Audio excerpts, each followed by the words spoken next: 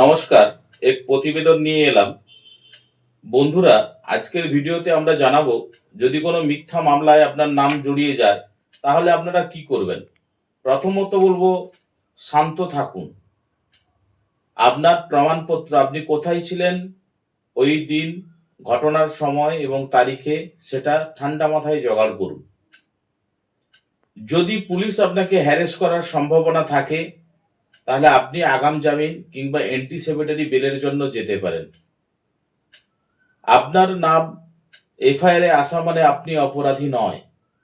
প্রথমত, এই মামলার তদন্ত হওয়ার সময়কালে, তদন্ত হওয়ার পরে পুলিশ যদি আপনার ইনভেস্টিগেশন অবস্থাতে আপনার নাম পায় ওই অভিযোগের সঙ্গে আপনি যুক্ত ছিলেন, তাহলে আপনি অভিযোগকারী, অন্যথায় পুলিশ বা তদন্তকারী অফিসার চাইলে আপনার নাম বাদ দিতে পারে।